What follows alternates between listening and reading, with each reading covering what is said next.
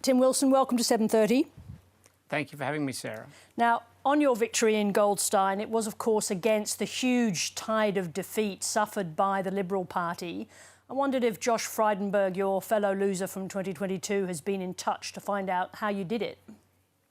Well, Josh and I have had many conversations since the 2022 election and have continued to have those conversations since. But it's really a conversation that goes beyond two people and two candidates. It needs to be a conversation that's had by the Liberal Party more generally, because the challenge is not just isolated to Kooyong and Goldstein. It's actually about how we make sure we're a forward-looking, modern Liberal Party that meets the challenges of the 21st century and builds out the campaign infrastructure to make sure that we can win seats all over the country, and particularly in capital city seats, to make sure that we can represent all Australians. Now, you said that going back to both to this campaign and the previous one, you said you racked up such big costs for your campaign on your credit card that you were terrified and couldn't sleep. And you also talked about getting psychological help after the loss in 2022.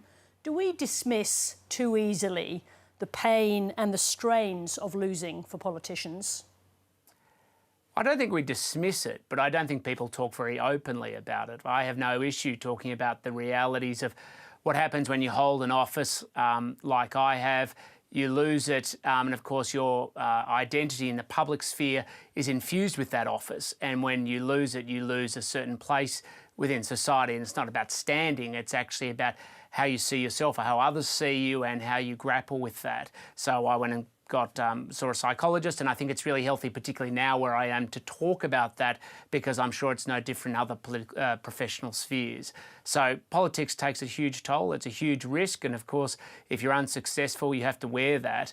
But it's also good sometimes for people who've gone through that to talk about it, so people understand and are perhaps a bit more empathetic, as I am to the former member for Goldstein, about the situation she's now facing. Now, in your published statement today, you said, "I was elected to lead from the front or the back." How do you lead from the back? What does that mean?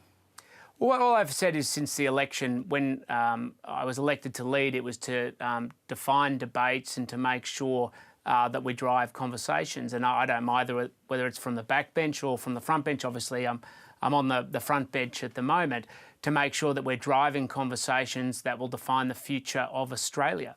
I look at the challenges within my own portfolio. I'm not the minister, but that doesn't change the fact that Australia faces big challenges around the role of artificial intelligence and the future of work, what that's going to mean for making sure the next generation of Australians go on and have pathways into good jobs, and then being able to pay or to save and be able to do things like buy their own home.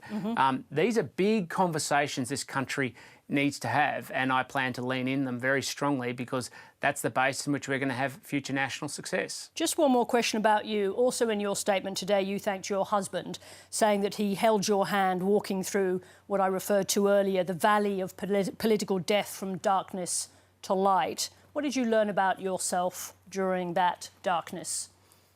Well, I think you have to reflect on not just the experience you've had, but also there's an opportunity for growth.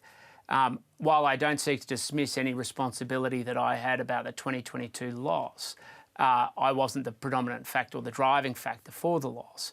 But it didn't mean there weren't things that I needed to learn and grow from that experience. And I'm very honest about that. And part of that's what we built into our campaign, but also how I approach politics, and the need to build out a pathway in the political conversation, which made sure it brought as many people along with us on the journey, because the focus of being a Member of Parliament has to be how we seek to achieve great things together as a country, and people are looking for a sense of hope and aspiration about where we're going. All right, let's talk about one of these specifics. You've taken up the fight against the government's proposed increase in tax on large superannuation balances. Now, super wasn't created to be a low-tax environment for the very wealthy. Why not reform it? The conversation isn't really about the tax rate. The issue is really about the unrealised capital gains issue. That's where people have a really big problem, because what it's going to do is stifle investment in the future of Australia, and we already have people talking and actively mobilising their capital and sending it overseas to to avoid the impact of this tax. It's going to be hugely administratively problematic. But more importantly, once the government has designed the administration of this tax on superannuation, there is nothing to stop them moving across to businesses, to trusts and to other asset classes. Why don't we stay with what's actually on the table here? And I just want to come back to the principle for a moment, Tim Wilson, if I could.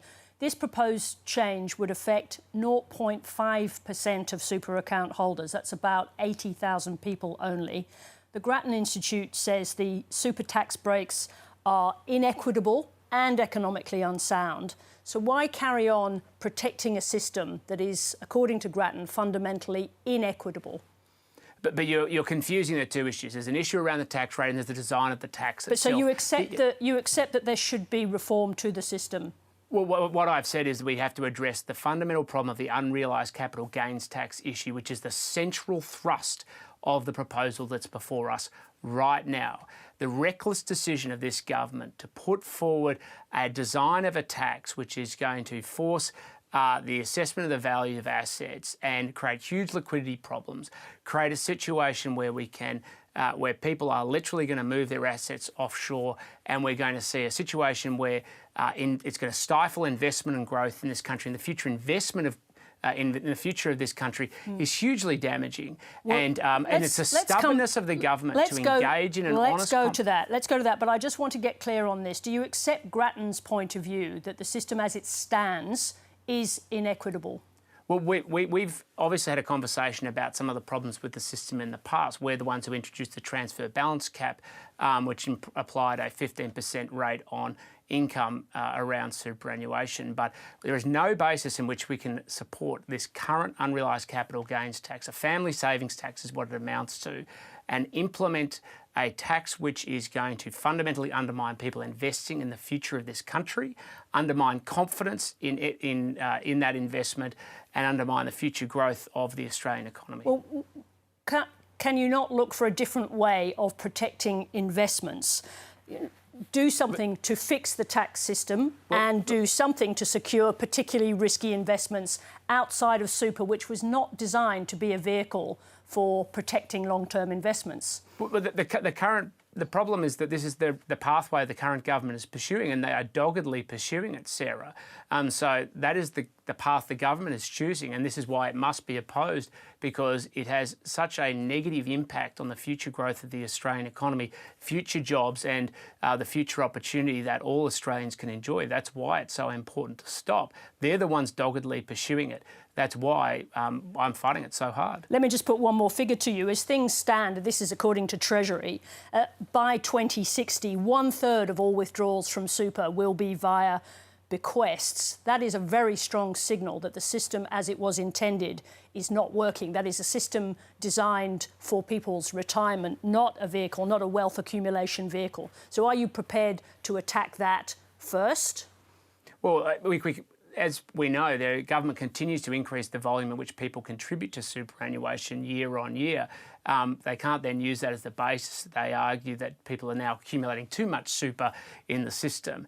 The problem we have with this tax right now is we have the introduction of a family savings tax on unrealised capital gains. It is going to stifle investment in the future of this country. It will have a negative impact on the growth and economic opportunity and the creation of jobs, and it will stop investment in the speculation of growth industries in this nation right now. And we know that once they design it, once the government has it established in administration, they will seek to move it across different asset classes. So even if it's only impacting a small number of people today, we know it will be applied across the economy in the future, and it's coming after other businesses, trusts, and other investment classes. All right. Well, we'll have to continue this conversation. It's a complex topic, but I'm glad to have you back. Thank you very much indeed, Tim, for speaking to us tonight.